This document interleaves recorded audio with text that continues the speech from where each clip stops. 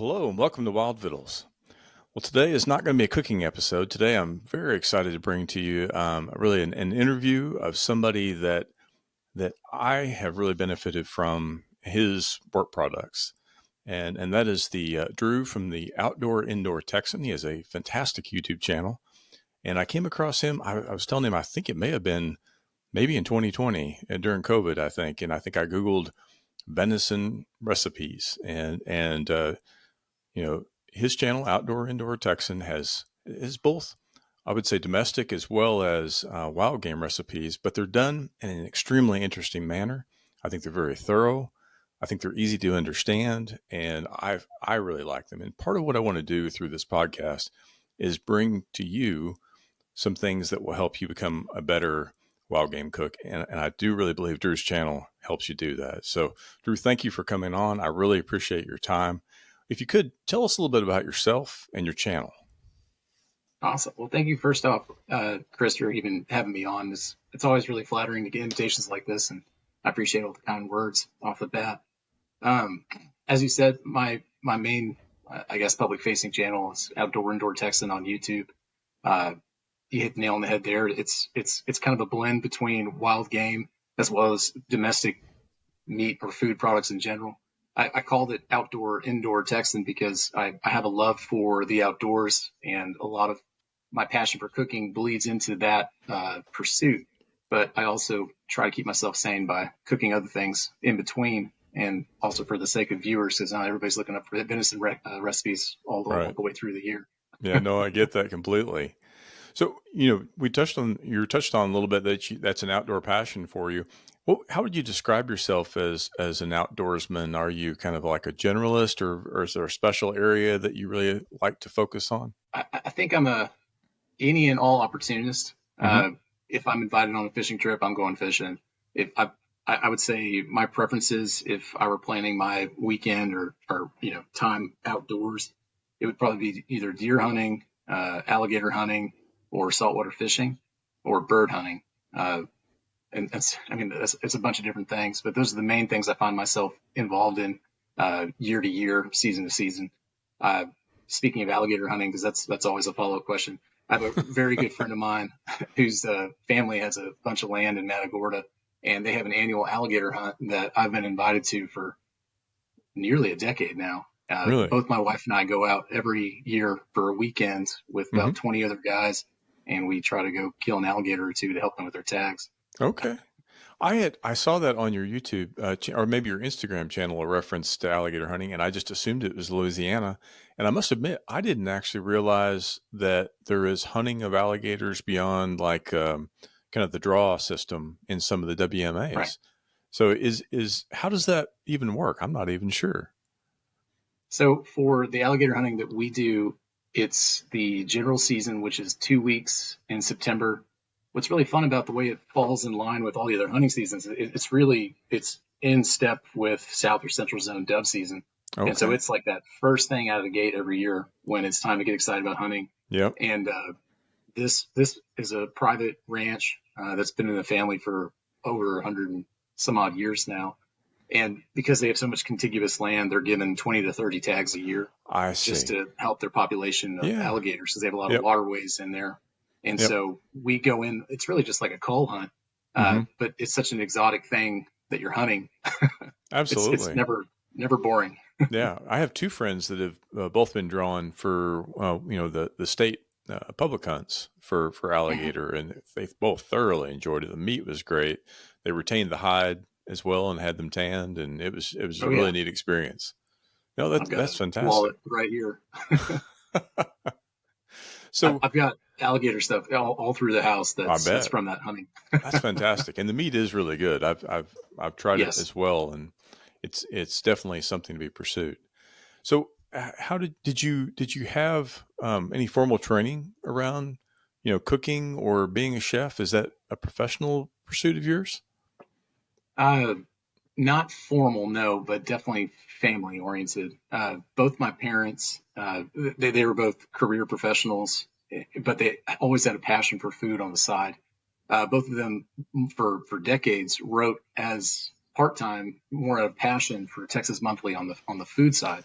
Nice. as food critics and just general stringers running articles up about notable chefs, barbecue around town, roadside cafes, that kind of good stuff. And then through that, food and conversation and cooking and recipes and notable chefs, restaurants opening, restaurants closing around town. It's just a constant conversation within my family. And Okay. so it wasn't really much of a big move or a departure to just start tinkering in the kitchen, which is something I found myself doing naturally. I think as early as in my teens.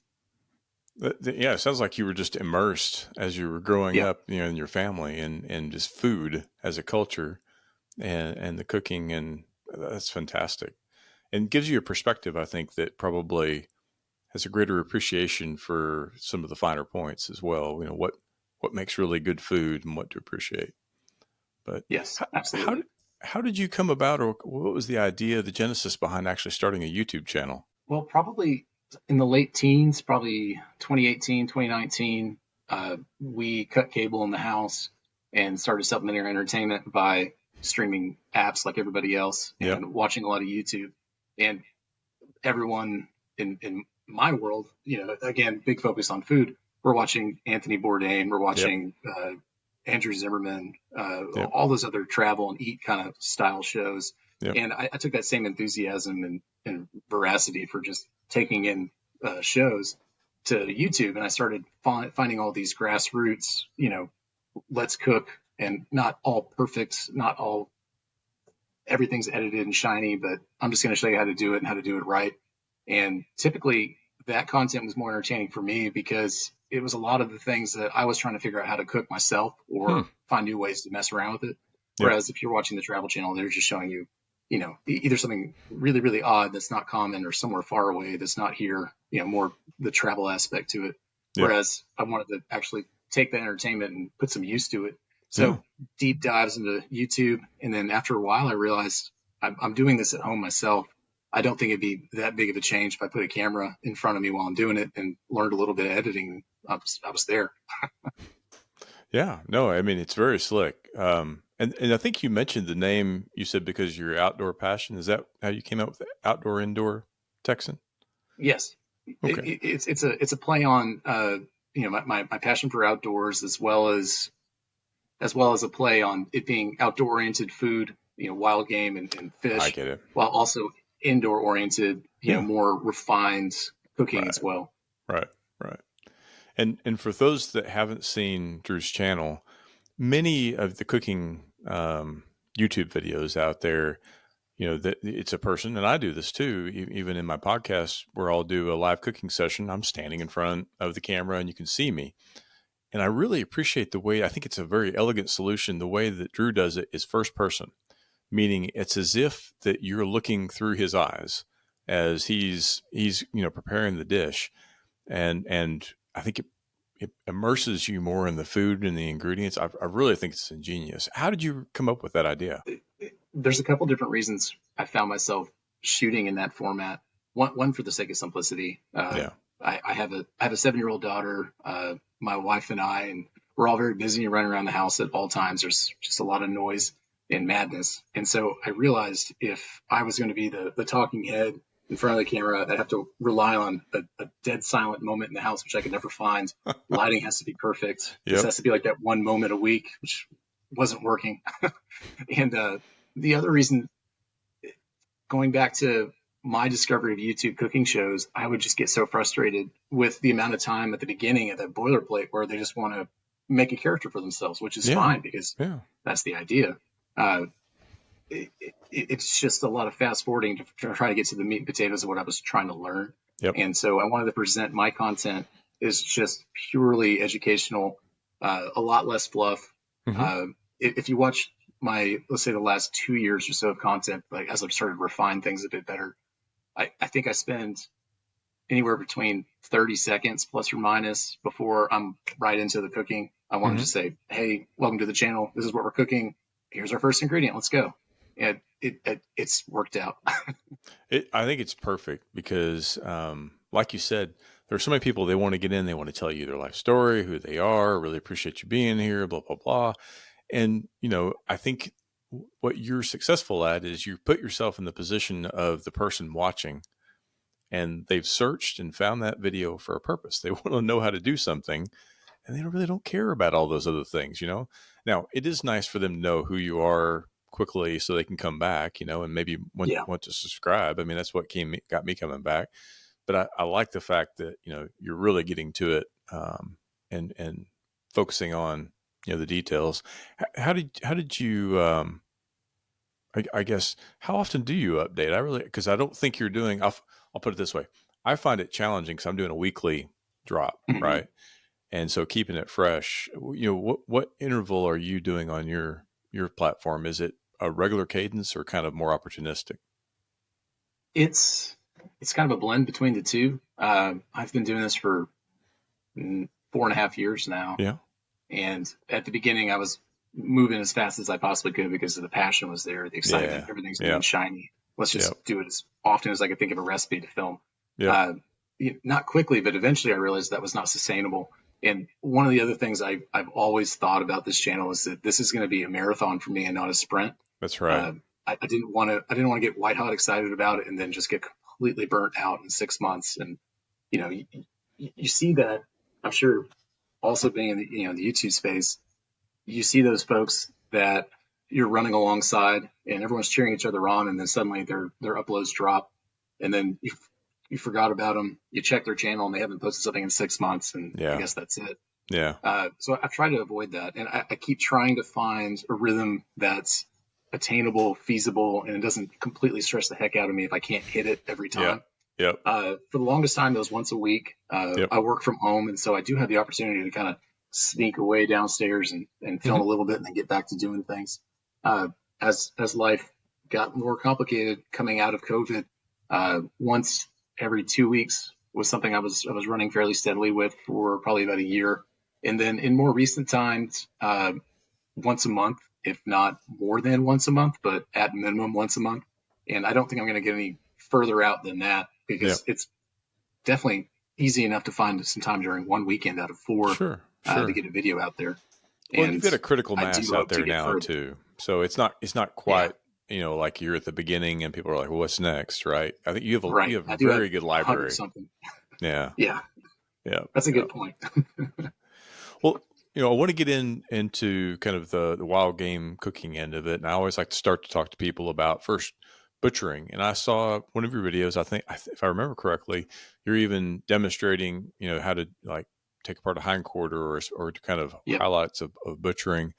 You know, what are some tips that you've learned that you've imparted to people around approaches to butchering? Oh man, I'm a really big just dive in and figure it out kind of person. Yep. Uh, I've I think I've watched probably cumulatively like 30 minutes of YouTube when it comes to learning the butchering Really? points of That little? hindquarters, and everything else was a lot of does, Yeah. Yeah. and just a lot of figuring it out. Yep. I'd ask a lot of questions around deer camp if there's something that I just can't quite get my mind around and it doesn't quite Yep. make sense. But for the most part, I found that specifically speaking to butchering the hindquarter, all those muscle groups are packed in silver skin. And so Yep. it's almost like they're pre-packaged for you to just kind of work your way around. And there's a Absolutely. lot of intuition, Yep. like you can kind of see like, well, here's the sirloin, here's the top round, here's the bottom round as they kind of unfold themselves from all the different connections. Yep. Yep. I tell people the same thing is, you know, you really just go in and separate the muscle groups. And so, Yeah. I mean, your first step, if you back up and say you were familiar with maybe like how they do domestic cattle, they're using, you know, bone saws and cutting with bone in. What a lot of people do and what I do is you're really doing it boneless pretty much, you know, Right. with an exception of like a shank, maybe a Femur. neck, you know, yeah, femur, things like that. Um, but for the like the hindquarter, I'm peeling apart those muscles and then making kind of cuts at the end points to free them out. Right. But Yeah. a lot of it's feel. I didn't know right off the bat what was what, and that's something I've had to learn. Is okay, what is the top round? What is the bottom round? And I feel like I've been hunting for better part of 35 years or so, but I feel like I've only like in the last decade or so started to really understand the finer points of butchering. And I think once you understand like what let's say an eye of round is, then you can say, well, what better application is for this muscle group, the properties associated with that, so trying to continue to take it to the next level. It's just it's just a fun it's a fun exploration. I Uh, agree. like you learn like the first few bits of it, and then it just presents so many more questions that you just keep tinkering with and playing around with, and then Yep. suddenly you're on a podcast and someone's talking to you about how you know so much about this. When I feel like I was just messing around. Yep. Yep. And repetition is good if you happen to get, Yeah, more than one deer, or you have a buddy that gets a deer. I know I got really good in college at skinning and pulling apart deer when me and my buddy both were bow hunting, muzzleloader hunting, and rifle hunting. And we yeah, had several that we'd go through at a time. So I just actually had a lady by the name Chris Abigail on. She's a wild game butcher close to mm, Austin. I forget the exact town that it's a little bitty town that she's in. But she started not knowing anything about butchering and came in and they kind of taught her as she goes. Now she's a professional. She does 1,000 animals a year. Can you jeez, imagine the level of proficiency you would get with that much time on knives? It's amazing. wow, So I'd be amazing if I was skinning 1,000 deer a year. yeah, instead of I think I do 3 animals, maybe 3 or 4 animals a year, and that's a lot on a big game, scale. So, That's but about that's about par for the course for me. And then I'll mess around with maybe one or two wild pigs too, just yeah, because it presents more interesting recipes to play with. So I it's always agree. fun to take a little bit home. That was a bit of a barrier for me because I grew up believing they It tends were to be. just, parasite infested, smelly, terrible, just awful things. And it really wasn't until I've kind of gotten into this wild game food more intensely. And then, Jesse Griffiths with the hog book, which I've got right over my Yeah, shoulder here, I was about you to say know, that's a big one. yeah. And I'll tell you what else is a food thermometer. Me being able to Yeah, test the temperature of a meat and knowing without a doubt that meat is not going to give me trichinosis, because I'm a bit of a germphobe yeah. like that. So Germaphobe. I just don't want to be horribly ill or die. no, that does not Yeah, sound fun. And I don't want to serve food to my loved ones like that either. Right. right. So, Yeah. let's talk about a little bit wild game. And I've seen on your channel, like you said, wild pig, venison, duck, flounder, just all kinds of things. What, what is your preferred wild game dish? Oh, geez. I feel like that answer changes every few months. It's like picking a favorite kid, isn't it? Well, yeah, it depends on who got honor roll this year Yeah. and who got detention the most. So Yep. it's always something new. Yep. For me, my current answer is venison pastrami, just because I feel like I really figured it out this year, and it was a recent video that I posted, Yep. and that's the result of trying that probably 4 different times before I found something that was a finished result that I was like very excited about. Yep. And and because of the amount of time it takes to liquid cure it, and then to dry it, and then to smoke it, and then to slice it, and then to Yep. make a Reuben or serve it whichever way you like. Yeah. There was a lot of time spent in the struggle, and so when I finally got it right, I was really excited about it. I think that's an interesting point that you just made, and I want to emphasize that you tried that multiple times, right? And Hmm. you honed in on it. And I think too many people think that I have to try this and it's binary. It's either a success or a failure. Right? And Yeah. a lot of times it's like, well, it's good. And this aggravates my wife because I'm a perfectionist. She's like, I ask her, is this good or bad? And she's good. I'm like, it's not as good as it could be, and there's some Right. things I want to tweak, right? And so I'm interested. There was an iterative process there that you went through, and so I'm telling people all the time, be bold. Don't be afraid to make mistakes. I make mistakes. I'm sure you've had food tragedies, right? Oh yeah. Oh my gosh. There's videos that don't exist, and I don't think I'm going to go back to them just because it just didn't work, and that's Yeah. okay. Yeah. You learn something from that too. I mean, when it comes to figuring out a recipe, especially something that is with intention to be put into YouTube, I also have to keep in mind my viewership. Uh, there's a lot of crazy ingredients that I'm aware of that may not be as readily available in rural settings in Texas or wherever. Right. And I also don't want to turn someone off with so many odd additions Yeah. that they're just like, this guy doesn't even speak my language. This guy's lost his mind. Yeah. And so there's a lot of other considerations on top of just making it delicious. It's like making it delicious, but also feasible for most viewers, where it's not enough of a headache that they just throw their hands up and say, Yeah. I'm crazy, Yeah. you know? Yeah. I am interested and just selfishly want to pursue you a little bit on this pastrami. So you actually use like Instacure in that to cure the Yep. meat. Is that right? I've been hesitant. I think what I need is education on how to A lot apply of that. research. Yeah. Yes. Because I'm worried that There's no like, joke there. because you don't want to overdo it, right? It takes like Right. grams to go to pounds, right? Well, it's also, I could talk for hours about this because that was half the problem. Hmm. Uh, if you if you make your mind up and say I want to do this, and it's a great recipe because it centers around offcuts that people don't know what to do with. Right. It Unless you're a grind pile person, and then you know exactly what to do with those things. But I like to break down my hindquarters. I like to get in, your classic cuts. And oftentimes I have great plans for these things in October, and then I find them in May in the deep Yep. freeze, and go, oh Yep. shoot. And so I bought my first bag of the prog powder Insecure number one and Insecure number two probably 2 years ago, and I started with Ernest looking into recipes using the cures. And I think similar to you, I was just worried about doing it wrong. And Right. it says around the label, don't eat this; it's going to kill you. Right. And so I was like, well, that's not good. No. And so I just put a lot of time into Yeah. research. And if you do Google recipes for venison pastrami, and this is a whole other rabbit hole about venison recipes in general, there's not a lot of good information out there when it comes to Mm-mm. wild game cooking, unless Mm-mm. you're buying, Meat Eater and a couple of well-known wild game oriented recipe books.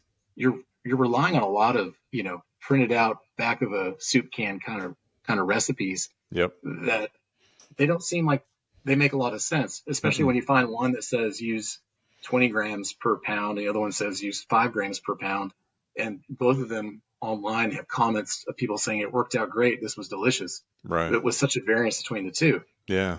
And so, yeah, it took me a long time before I realized what the weight ratio was correct. I did what I found out was, uh, especially when working with cure and working with pastrami recipes, you can default to beef recipes and Right. you'll have a lot more guidance there, just because obviously there's 1,000 beef pastrami recipes to the Right. 5 venison pastrami recipes online.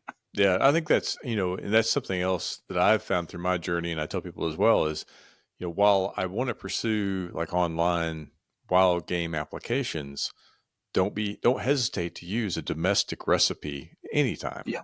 You just need to understand kind of the peculiarities of the Yes. of the wild game, right? And, But and kind of like you said too, when you break down venison to its primal cuts, mm-hmm. and you start realizing, the sirloin roast is similar to certain beef roasts. uh, you can start figuring out what recipes are really purpose built for that cut of venison. Right, Because if you're just trying to say, I need to find out what to do with this venison meat, well, just use any beef recipe. Well, it's like, well, if it's a filet mignon recipe and you're right. using, bottom round steaks, it's not going to be the same thing. But if you're No, using tenderloins and looking at a filet mignon recipe, it's going to be a little bit closer. spot on. Call them cousins. I wouldn't say siblings. Yep, yep, yep. So, It's about understanding those primal cuts and yep, understanding where the application, is one to one, I suppose. absolutely. And you said something that I identify with too. And are you talking about how you like to, the grind pile versus cuts? And I'm always trying to, butchering a deer or an elk or anything is it's a big task. And Yep. so anytime that I can fast track a process, and what do I mean by that? Like I used to grind like a front shoulder. I don't do Hmm. that anymore. I cut, like a blade roast. Maybe sometimes I'll do a flat iron steak. I'll do an arm roast and I'll do shanks. I don't grind that stuff anymore. And it's probably a bit of laziness on my part. I don't want to go grind it. I want to cook it as whole pieces, right? But it also gives me a broader repertoire of things that I can do with that animal as I go through the year, and try to cook it. And I'm assuming you probably take the same approach as well. Yes, and it's funny you say that because I feel like it depends on the hunter that you're talking to on what they consider to be the easier route. That's Because true. I've spoken to so many folks who have seen my content or just having a front porch conversation about what you do with your deer meat, and they think I'm overworking myself like a madman by cutting all these primal cuts out Yeah. versus just throwing everything. Well, I mean, a lot of these folks just throw all of their carcass to a processor and tell them what they want, and Right. they come back with grounds and sausage and Yeah. backstrap. Yeah. Whereas I agree with you, Chris, where I think it's the easier way to cut out all the primals yourself and then have, recipe specific ideas for things. And at the end of the day, if if you can't figure out what to do with all those primal cuts, you can still grind it Yeah. Yeah. It gives you more after options. all that. Yeah, Yeah. Yeah. So I see it the same way. And I mean, I don't throw any shade at processors or people that take to processors, but not at all. I enjoy that process, but I'm also in a point in my life where I have the time to do it. And I'm Yep. also, my wife has finally let me bring the deer processing into the house. If there was a long Yeah, time that I had too. to do it out in the garage, so, we kind of slowly get there. But so what I My mean wife, is I yeah, have the setup, right? my wife pokes fun at me all the time because every hunting season, our curbside trash pickup, it looks like a serial killer lives on the block because there's just flies Yes. circling it, Yes. and there's a bunch of black trash bags that are triple bagged Yep. and tied up as tight as possible, but they're still attracting all kinds of smell. Yes. I do think I'm going to get accused of being a serial killer any day because I'm like, in the dark of night, I'm washing out bloody ice chests, right? Yeah, And like you said, you've got bones and things like that, and yeah. no, it would be too easy for somebody to mistake that. Check your next door app. I'm sure someone's talking about it. I bet they are. I didn't even think about that. Yeah.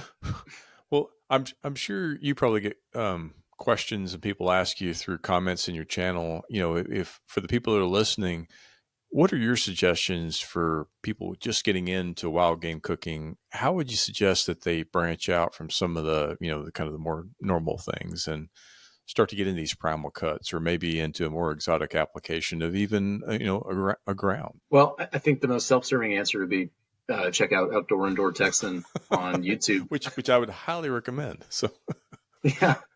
Uh, beyond that, there's a lot of truth in just getting online. yeah, For me, it was jumping headfirst into a lot of deer hunting during COVID, just because we weren't able to do a great deal of other things, and so we had the luxury of a lot of friends with a lot of deer hunting opportunities, and everyone was just dying to get out of the house.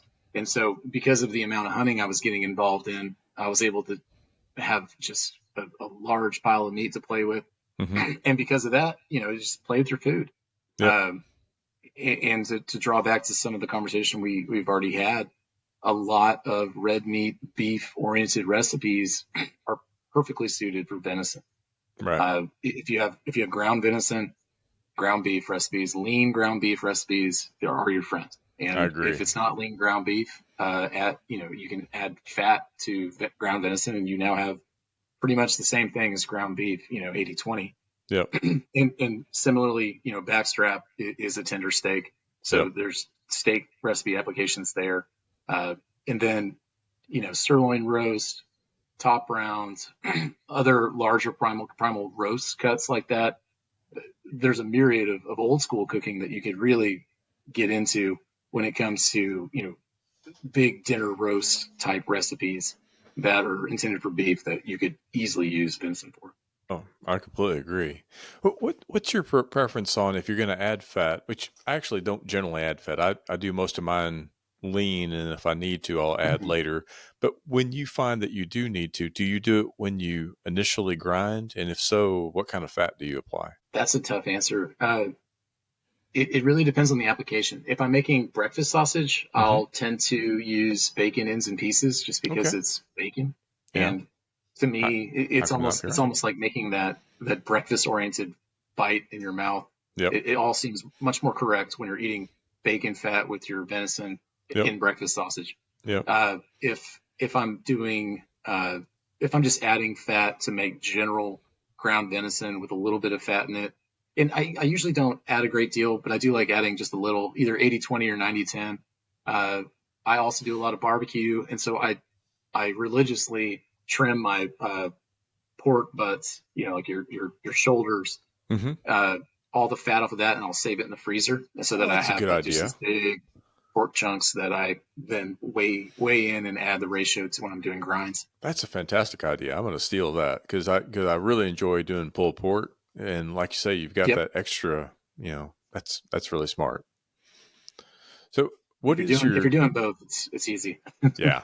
Well, I think it's just thinking ahead on a lot of these things is really key, which is one of the things I struggle with because everybody's wild game, unless you're cooking it right after a hunt, is frozen. Yep. And so how much prep do you have to do? Are you a same day cooker or night before, or do you do like a week in advance? Or Ooh, man, that's tough. Well, when we're talking about working on recipes for the channel itself, there's a lot hmm of planning, a lot of yeah, tinkering and R&D, kind of like the yeah, pastrami story. I tried that 4 different ways before it was the right way, and yeah, so a lot of prep. Other things are spur of the moment. Uh, I would say 99.9% of the time, all the meat I'm working with is frozen also because yeah, it's sitting in my deep freeze. So yeah. there's usually at least I guess to give you the easy answer, I I tend to pop up to an idea about dinner tomorrow, hmm and then I'll run down to the deep freeze and throw something either in the fridge to thaw overnight, and then put it in cold water to fast thaw the I rest of do the the morning. same thing. Yeah, Hmm. yeah. Which And then I have, if I there's a have marinade found. involved, there's other time frame. Well, then that helps too, though. I think on the thawing, if you're putting it marinade, it's room temperature and it's semi Yeah. frozen. You're going to end up good. But yeah, I've talked to several people. I'm like, I don't know where I came up with this, but taking something frozen, putting it in some sort of a sealable bag, and then immersing Yep. that in cold water, man, that is a magic trick. And you can Food get something saver. done. It, I I'm sure agree. you have one too, but I do. that's probably the most important wild game food gear that you could own is just a vacuum sealer, and Yep. that has changed everything for me. I agree. Now, when you say that, let me make sure I understand. So, we're talking about applications for thawing, because you could Yep. freeze it or not freeze it. You could seal it and then put it in water so that it's not in contact with the water, but it's getting the thawing properties. Are there other applications for this food saver, like marinating, or are you talking about more about Yes. processing? All the above. Processing, marinating. I mean, if you had BPA free vacuum sealers, you could sous vide with your vacuum sealer containers too. So cooking in Yep. some respects, Yep. but it's a game changer for me because when we're in processing, obviously you're partitioning out all the cuts, all the different amounts of things into poundage, Yep. oftentimes. And so you can have a 5 pound sack of this, 5 pound sack of that, etc. And then when I'm then taking them from the freezer, especially if I'm dealing with grounds, you can partition that out into smaller amounts and then reseal them in a new food saver and then thaw. Or, you could, there's other ways to play with that, I guess. And then in other veins, you could marinate, seal with the marinade in. Like when I'm Yep. doing venison jerky or alligator jerky, especially alligator, because it really needs to soak in a lot of marinade to have any reflection of flavor, because it's a Hmm. very flavorless meat when you're not adding much to it. Yep. And so I like to marinate my alligator jerky and a lot of alligator cooking over 24 hours. And Yeah. using a Ziploc is fine. Uh, but mine tend to find themselves open because of a 7-year-old daughter in my house in the fridge if I leave them for too long. Yep. Yep. She'll be checking out things in the fridge for snacks and open something Yep. up and just leave it. And that's kind of a disaster for wild game if you're in the middle of Oh, that's marinating something. funny. That's funny. Well, we've talked quite a bit about deer and alligator. One of the challenges in my repertoire, and I think my friends have a similar challenge, is ducks. And we love to Oh duck hunt. gosh, yeah. We've got great duck hunting along the coast in Texas. What do you have some great recommendations around on ducks? I mean, I've seen. I think you do some. I've seen a couple, but you may have some that are hidden away. You want to reveal. It's I agree. It's a very challenging wild game to cook.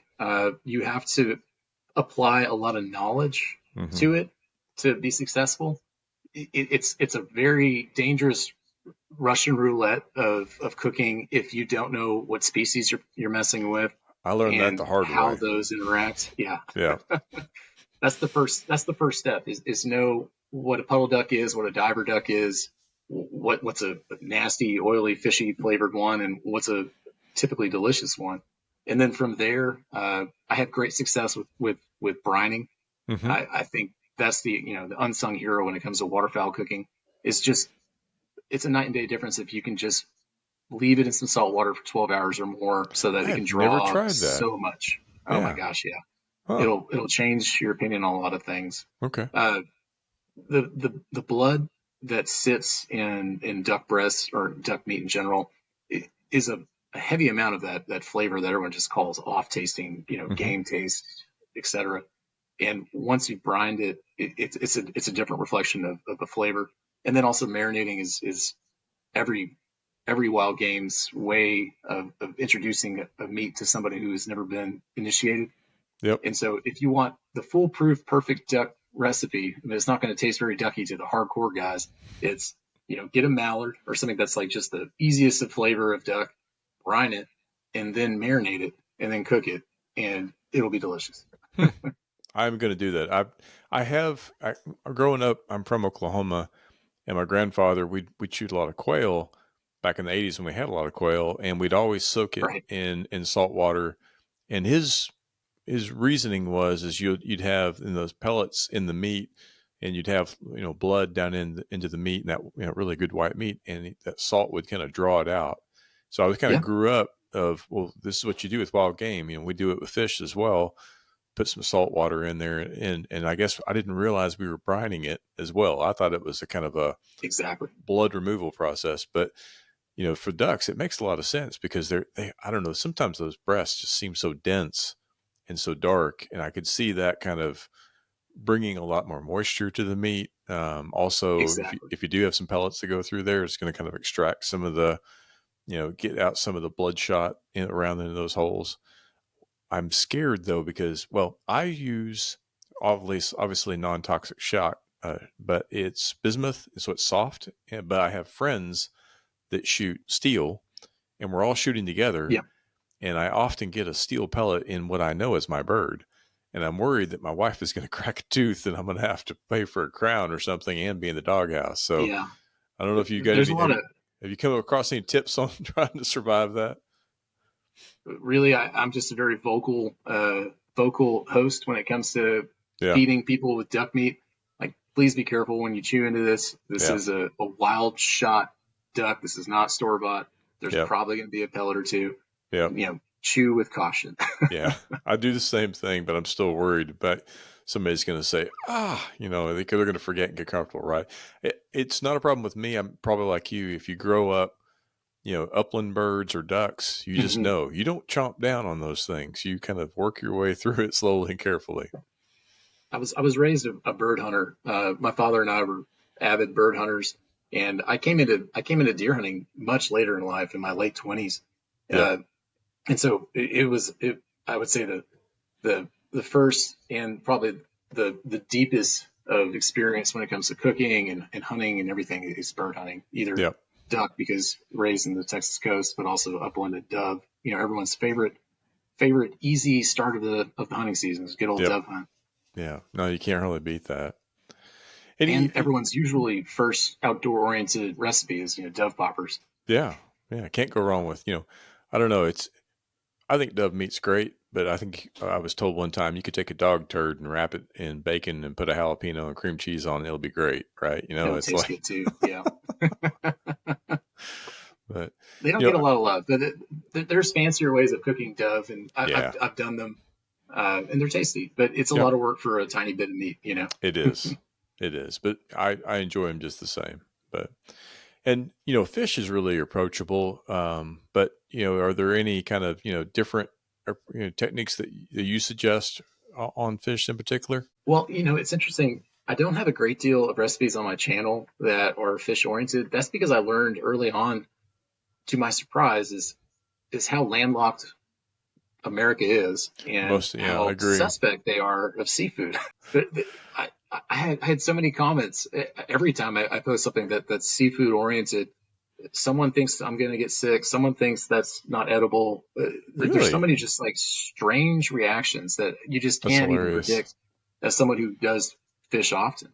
And Hmm. I think also because if you look at, an outdoorsman's perspective, let's say you live in, somewhere in the Midwest, you're just lake fishing and, that's predominantly bass fishing. And there's a big no-no to most outdoorsmen or bass fishers eating bass. And so I just think a lot of people don't think about eating what they're fishing for as Yeah. much as they think about eating what they're hunting for. Yeah, no, I get that completely, and I think you're right. I still kind of giggle because I grew up eating largemouth bass, Yeah, along with perch and crappie and everything else, and then they've somehow kind of gotten this hallowed spot of they're only for catching, yeah, and I understand. In I, there I are did. lakes, they got rules, and I'm all about abiding by the Yeah, rules. I derailed your question though. I mean, I guess to answer your original question about seafood and tricks therein when it comes to catching fish and cooking fish and being successful about it is again having knowledge on what type of fish you're eating or you're trying to eat. Is it something that easily flakes up, or is it a greasy fish? And Yeah, and then kind of tackling the species specifically. I love redfish. It's so hard to mess up. I If agree. you successfully catch a redfish, which is few and far between for many folks, but every so often when you do, it's a great moment. It's just such a satisfying thing to cook because you keep the skin on. It has that just big, thick skin that you can't really mess up, Yep, and you just throw it on the grill, cover it in seasoning, let it blacken, and then once the fork is flaking out fish meat, you're ready to rock. yep. It's simple and it's delicious. It is absolutely delicious, and I've just like you're describing. We'll have a nice slot redfish. I'll do exactly what you said on the half shell. We'll eat about half of it or so, and then the other half I'll prepare the next day. I'll actually make like either fish tacos or quesadillas. I'll mix in Oh peppers heck and yeah, onions. Oh my god, that is so good! I just really love that's a it. good idea. And it's funny, we all have our go-to seasoning. Have you ever heard of Cowboy Kent Rollins? He's also a Oh yeah, YouTube cook, of course. and I have an affinity for him because he's from Oklahoma. I'm from Oklahoma originally, and so he has seasoning. I use that stuff on all my fajitas, and I'll use it for those tacos as well. I know you have this musket powder, which I need to check out. How did you come across that seasoning? That is just a small world story. When I first got really heavily into YouTube, uh, I had befriended a guy on Instagram who ended up being the owner of Musket Powder, and he went to Ole Miss. My wife went to Ole Miss. He ended up knowing a lot of people that we knew mutually, How funny! but we didn't know one another besides just liking the same things on Instagram and suddenly having a chat back and forth kind of thing. Yep, And you know, he's just one of those good people that you run across every so often who's a champion of other people's successes. very And cool. he's one of those guys who's excited about lifting up other folks. And he was like, why don't you do some type of promotional deal for my seasoning? I'll give you a discount code and we'll pay you some sort of, trade off for the discount code for every ball you sell. And so I went into partnership with him where I was helping him sell musky powder for the first, I'd say, year, maybe 2 years of my YouTube channel. Uh, and then good on him. He ended up actually selling that seasoning to another company Good for and him. got out of it. And then Yeah. when they changed hands, they decided to go other directions with other promotional folks. So I don't officially represent musket powder anymore, but I'm still a big fan of it. It's Yeah. a coffee based seasoning rub, which doesn't work on everything because it's very specific, but it's a really novel flavor. And they have a Hmm. couple different flavors that work on various things. Hmm. Yeah. No, it's an interesting story, and it informs me. Probably, I was watching, I guess, an older video that Yeah, when you still had that. But I'm always looking for good spices and interesting flavors, right? So it's definitely it's on a my good one. list that I want to try. You, kind of probably a question you're not anticipating, but something I struggle with because my wife and my girls. I have two daughters. They tell me, Dad, you're a little bit too heavy on the meat. You need to also fix some other stuff. So, what have you found that, are your go-to side dishes to go with your wild game? And I know that'll vary depending upon what it is, but you probably have some favorites. Yeah, man, that's tough. Uh, Well, I guess one thing I should share is I'm a type 1 diabetic, so I have juvenile diabetes, Okay. and so I'm insulin dependent. I have a pump and a bunch of other things attached to me. And the the very simple gist of that is, carbs aren't my friend. And so a lot of my meals are very protein forward. Okay. And I guess that plays really well into my passion for cooking wild game. Right. And so usually our plates at home are a large protein portion, some type of light salad, and then a vegetable or something else that maybe I could throw on the grill at the same time as I'm cooking. Yep. And so I love, just kind of scorched vegetables of any type, anything that you can just dip in olive oil and, some light seasoning and then just char and then throw on the plate. Yep. Something easy and delicious. I make a fantastic salad, which is probably not the sexiest answer, but I've just found a certain way of making salad at home that both my wife and I love. You just take a large head of romaine, chop it down into your regular salad slices, and then we use really, really pure olive oil and lemon juice and like really big, thick flakes salt, Hmm. maybe rosemary or some other type of aromatic herb, and fresh cracked pepper, and Nice. it's just fantastic. Yeah, no, that sounds really good. I mean, I'm not a salad guy. And generally, if somebody asks me for lunch, where do you want to go? And my first answer, and this is genuine, I'll say, I'll go anywhere, but I don't want a salad because Yep. I'm pretty much a protein guy. But I understand you need a balanced diet. I'm all about vegetables. I'm Yeah. right there with you on the, like grilled vegetables. That's my go-to. Yeah. I, My wife, my wife makes a really fantastic spicy edamame. That you're familiar with edamame, like you would get at like a sushi place. yeah, yeah, It's I like soybeans, yeah, yeah. That and so sounds really good. if you boil the soybeans and in shell, and then you cover them in melted butter and Frank's Red Hot and a couple other things, it makes it taste a lot less healthy. Nice. You have me intrigued with that. I Yeah. could probably deal with. You have me at Frank's Red Hot. Speaking of hot, and I've been looking at your channel as well. You must be do gardening, so you've got some hot sauces that you're making out of your habaneros and other Yes. things, which I'm extremely intrigued about. Tell us a little bit about that. So when I started my YouTube channel, one thing I realized quickly was that I didn't have a 24-hour, 365-day focus on wild game.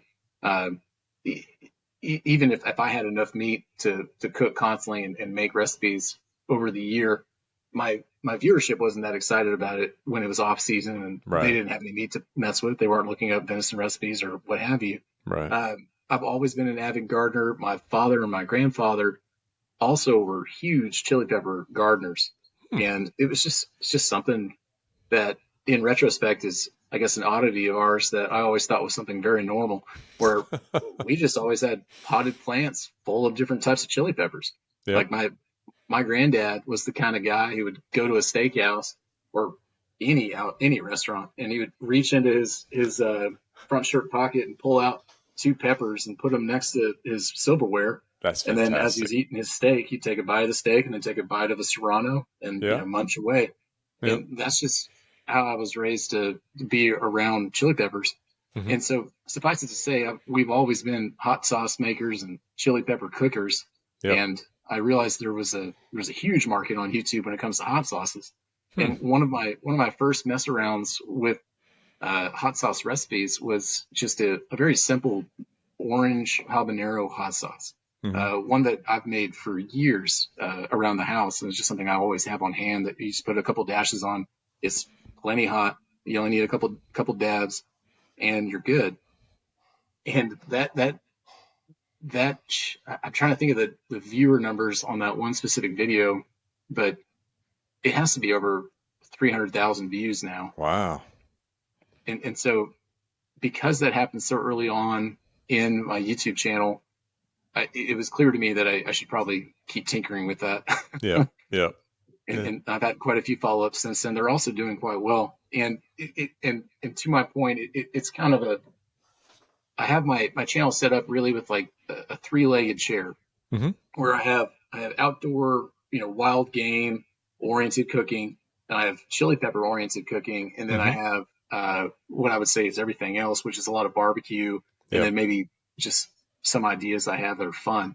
Yep. And so it helps me not get too tired with one specific topic. And it also presents itself seasonally really well because the barbecue content's really hot during the summer. Yeah. And then in the spring and then late summer, the hot sauce stuff's really popular because that's usually when you're harvesting peppers. And then wild game takes up your winter Right. and your fall. And Yeah. so it's just worked out. Yeah. No, I mean, that's a really elegant way to describe it. And yeah, I think one of the reasons I like your channel, I think that others like your channel, is you're really focused on what the audience is looking for, right? And I think you're trying to be useful, educational, which is, I'm trying to be educational. I think back to my younger self and some of the struggles I had with wild game and just cooking in general. Right. And there's so many resources out there, but I feel like some of those resources are not fantastic, right? There's They're some not that very are clear. Yeah. no. It's like your point on the Instacure is like, I do not feel safe following some of those recipes. And Right. I've bought some books, that are like almost like textbooks to try to help me through that. And I'm on that journey, but I'm still a little chicken to get started. But I know once I get over the hump, we're going to make it. Your explanation there actually kind of led into my next question, which you kind of already answered, but this is a selfish perspective because I struggle with it as well. How do you find your inspiration for your next video or your next dish? Because and I guess what I'm getting at is, have you already exhausted your list of usuals? You probably have now because you're almost 3.5, 4 years in, and are you on the fringe of a journey of like, oh, I got to find something new and different? No, I don't know how to answer this without just giving you some examples. I'm a list person. I'm a Yeah, sticky note person. yeah, me I too. I'm very OCD when it comes to a lot of things, and I think that's probably why I'm successful at a lot of stuff because I stick to it. Yep. But like here's like I have a task reminder. These are Yep. all recipe ideas for Yep. the channel, Yep. and then That's these are awesome. like cloud. These are like the cloud thoughts. Like I'm just walking around, I'm like, I guess if you wrap that in bacon, oh, that'd be good. And I write that down. And then when I'm mad at myself for not having something queued up to do soon, I go through that, and then I end up making like a shorter sticky Nice. note list, Yeah. like this, and then that's still too long. And then like I make like I want to do a smoked and stuffed meatloaf next, and like Yep. that's like, all right, focus. This is what we're doing next. So it's kind of like a series of filters Yeah. where I come up with like the pie in the sky idea, and some of those make no sense. But from there, I'll look at that and maybe look at a couple other things on the list, and they'll become one by taking an aspect of this and an aspect of that. And then I'll Yep. go to the short list, and then the short list turns into here's the three things you need to do. It's You're, just one of those things that's on the back of my mind at all times, yeah. especially as as I'm as I'm killing more deer or shooting more birds or catching more fish. I'm always trying to think of what I could do with that and get excited about it. Yep. Yep. And I think, I like the last thing you said there. You're getting excited about it, and look, Yeah, I'm not doing this to make money. I'm doing this for fun. no, And I'm doing it as well for the reasons like you and I are talking, right? I'm meeting new people, I'm broadening my horizons, I'm learning things. And I picked up quite a bit just in this discussion that I'm going to apply in things that I'm doing. And I hope along the way that, kind of like you're doing on your mission here, that I'm also sharing information that others can learn from. But yeah, it's just a hell of a lot of fun, and it gives me something to focus on. And funny enough, I don't have my phone I can set up. I have a list too. Now your list is a lot more extensive than mine, and but I have to that's keep an only one of inventory. three. I have to keep an inventory too because I am doing it weekly, and I want to make sure that I keep an inventory of video that I can edit in case I'm too busy, right? Yeah, And so I'm sure you probably have to do something like that too. So I have to remind myself, what did you shoot and what's sitting out there, and I'll kind of pick from those. Although I will tell you, these interviews I get out immediately because I don't want them to be stale. I see the cooking as more of something that I can, I'll say, sit on a little bit longer or yeah, wait, of course. or reflect upon.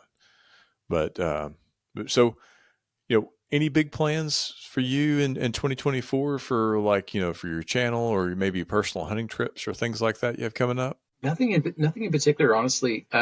We've kind of been in a holding pattern in the house that we're living in now. And, the interest rates are out of control. The Yeah. inventory is not very full, but the hope is either in this year or next that we're moving to a new home where I could probably plan a bit better, have a more specific spot for me and Yep. my cooking. Yep. On the big dream list, it's an outdoor kitchen, so that I have two different places that are kind of like just perfect little settings to get things accomplished. Yep. Uh, and I think that's kind of the big shift I'm waiting for. I've purchased some new equipment that are kind of the finer technical details of production that I Hmm. haven't really opened up and messed with because I'm just waiting for that next iteration, I suppose. Yep. But in the meantime, I'm just doing what I'm doing here, and I know Yep. exactly how to do it in short order and quickly, and so Yeah. It I'm going to works. keep on doing it. Yeah, Absolutely works. Absolutely works. Well, Drew, I really appreciate the time we spent together, and it's been a real pleasure, getting to talk with you, and like I said, I've really appreciated your videos, and it's a real thrill that when I sent you a message on Instagram, and you don't know me from Adam, and you're like, oh yeah, I'd like to do that. That'd be great, So I really appreciate you taking a chance on some crazy podcaster and agreeing to visit with me for a little while. well, it's my pleasure, and I'm very serious when I said at the beginning that it's just so flattering to be invited to be on this. Uh, it, it's and I guess you could comment on this too. It's a slightly isolating hobby Yeah. because you're hanging out by yourself, you're making all these grand plans, and you're cooking, you're filming, you're editing. I'm sitting in a room doing voiceover sound and putting all the tracks together, and then I push it out into YouTube, and I'll get some comments, but that's as much interaction as I get as far Yep. as how am I doing.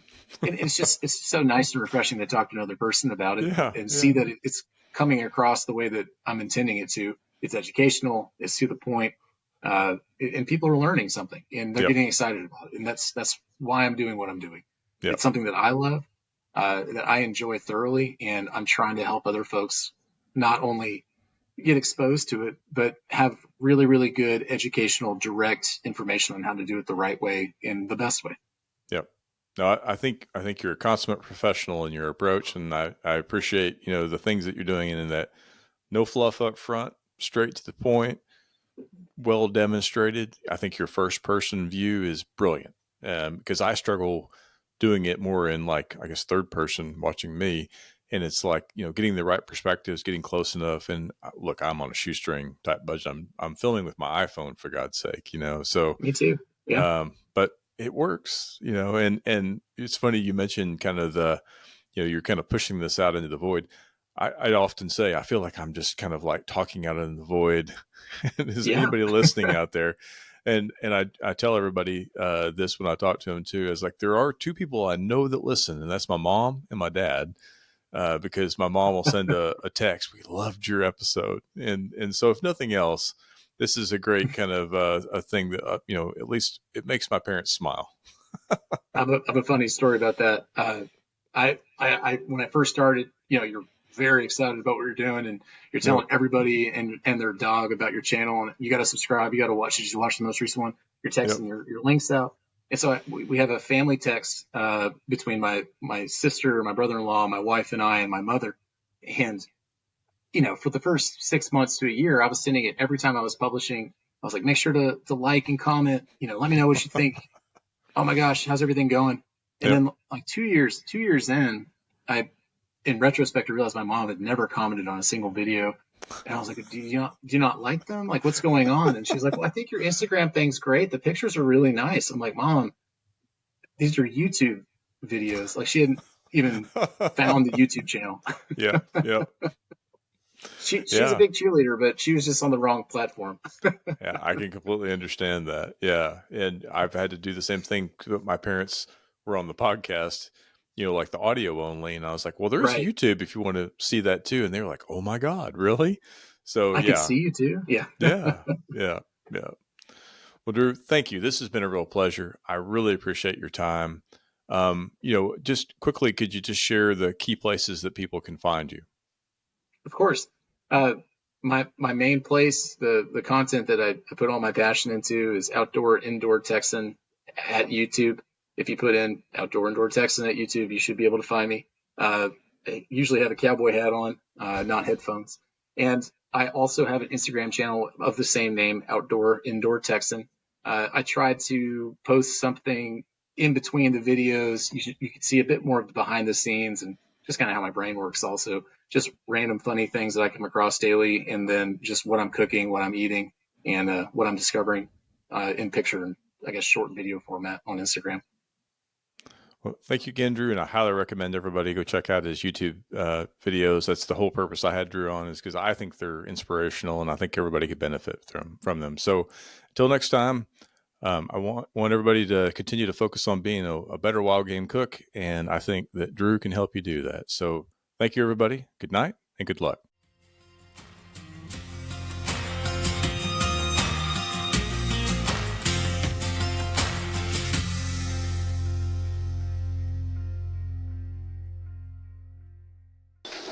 I want you to know it's over.